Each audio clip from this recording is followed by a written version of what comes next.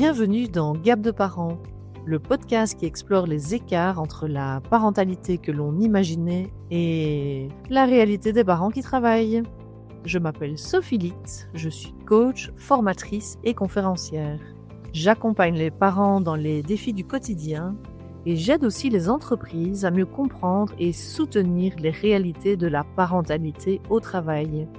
Ici, un mercredi sur deux, en solo avec mes invités, nous mettons des mots sur ces fameux gaps que vivent beaucoup de parents entre le travail et la famille, entre ce que l'on imaginait et ce que l'on vit réellement.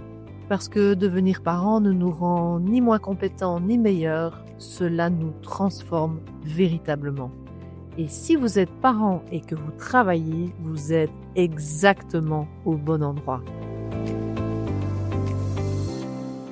Bonjour à tous et à toutes, je suis ravie de vous retrouver ce matin pour un nouvel épisode en solo de Gamme de parents. Mon fils Nathan a eu 11 ans il y a quelques semaines et il n'y a rien à faire, ça me replonge dans pas mal de moments, d'anecdotes de ses premiers mois de vie.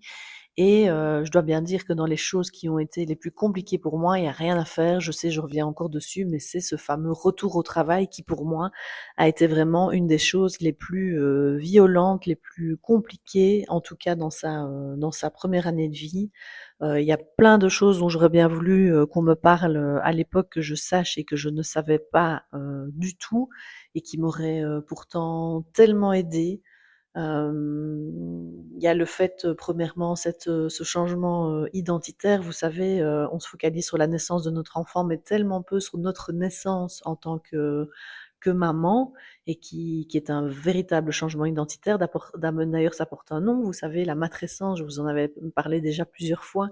Ce magnifique mot qui est la contraction d'adolescence et de maternité, plutôt de maternité et d'adolescence, parce qu'en fait, ça engendre tellement de changements physiques, hormonaux, physiologiques, mentaux, plein d'aspects dans notre corps, dans notre tête, dans notre cerveau, dans notre vie de femme, de devenir maman, qu'en fait, on peut vraiment parler de changement identitaire, et la personne la plus à même à comprendre cela, à réaliser ça et accepter ça, finalement, c'est nous.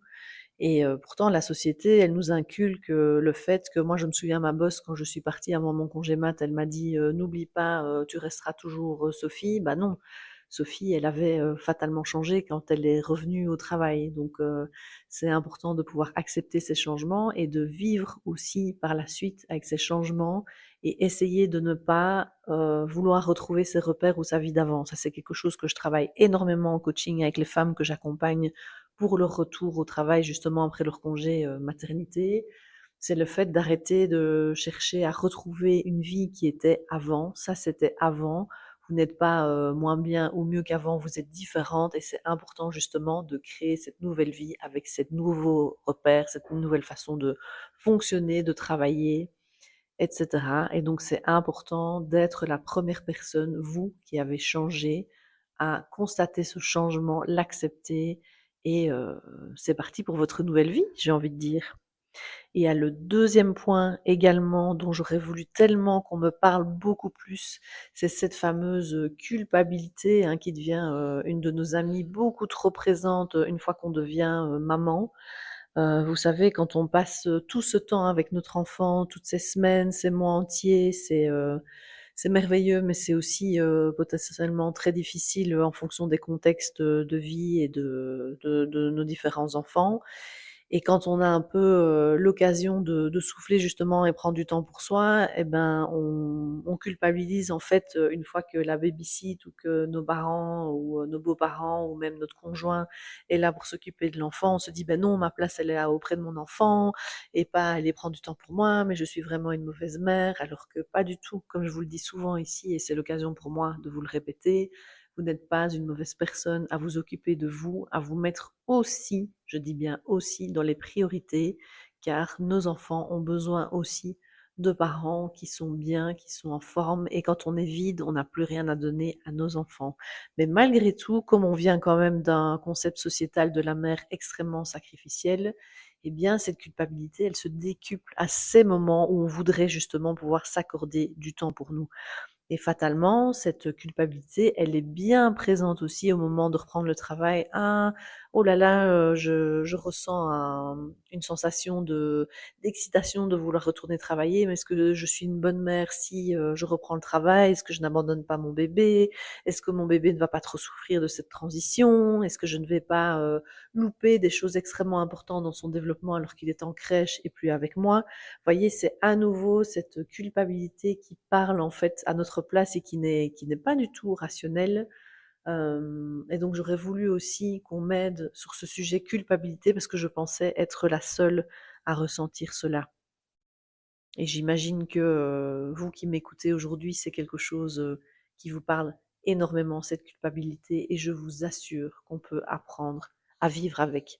Vraiment, je vous l'assure. Alors il y a autre chose, que j'aurais voulu savoir aussi à l'époque, c'est cette foutue charge mentale, cette organisation qui doit changer lors d'un retour au travail. Vous savez, pour la plupart d'entre nous, nos conjoints, le coparent est retourné travailler beaucoup plus tôt que nous, s'est installé un mode de fonctionnement, une organisation où alors déjà, il y a beaucoup de femmes que j'accompagne qui me disent: «Oui, mais moi je ne faisais rien de mes journées parce que soi-disant s'occuper d'un bébé, ce n'est pas faire quelque chose», alors que mon Dieu, il y a rien qui prend plus d'énergie et qui est, plus difficile, hein. Mettons les mots, c'est quand même loin d'être facile, d'être, en permanence avec un être, complètement dépendant de nous. Mais on estime que comme on n'est pas au travail, on n'a rien fait. Donc, voilà, ça c'est, un autre sujet que je ne vais pas ouvrir ici pour laisser, le l'épisode pas trop long. Par contre, ce qui est un peu fou, ce que j'ai fait à l'époque et ce que je vois dans mon entourage ou quand je vois dans les femmes aussi que j'accompagne, ou en tout cas au début, c'est le fait qu'une fois que nous retournons au travail, en fait, il y a quasiment rien qui change à l'organisation. C'est-à-dire que, bah, peu importe votre organisation, mais en général encore aujourd'hui, alors je sais, les papas, les hommes déconstruits, investis, vous allez, encore m'envoyer des messages en disant: «Mais si, moi je fais des choses et c'est très bien et je vous encourage à continuer à le faire et de venir à mon micro aussi pour qu'on en parle avec un immense plaisir». Vraiment, je reste dans la généralité actuelle où nous, les femmes, nous faisons encore énormément de choses à la maison, dans l'organisation, dans l'anticipation des choses futures, hein, d'où la charge mentale. Et donc l'idée, c'est qu'en fait, souvent, bah, on retourne travailler et rien ne change dans cette, organisation, sauf qu'on prend en plus en charge, bah, notre enfant, à aller déposer ou reprendre à la crèche.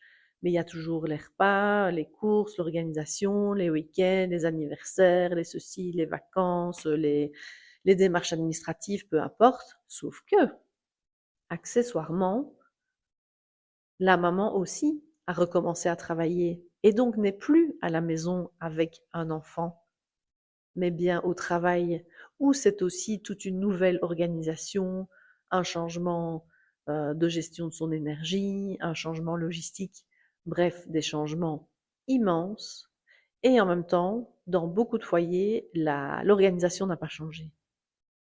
Mais non, c'est tellement important justement, un peu avant la reprise, de s'asseoir ensemble et de réfléchir: «Comment est-ce qu'on va faire?» Alors l'idée n'est pas de développer évidemment une organisation qu'on va marquer dans le marbre et qui ne changera pas, absolument pas. C'est essayer, tester, qu'est-ce qu'on va faire? Comment est-ce qu'on va s'organiser? Disons la première semaine, et puis le week-end qui arrive après, ben, on en débrief et on voit, comment est-ce que ça a été? Est-ce qu'on peut s'organiser autrement? Alors bien sûr, on peut avoir des aléas de travail, d'un côté ou de l'autre, bien sûr, mais ça s'organise tout ça, ça se discute, ça se communique.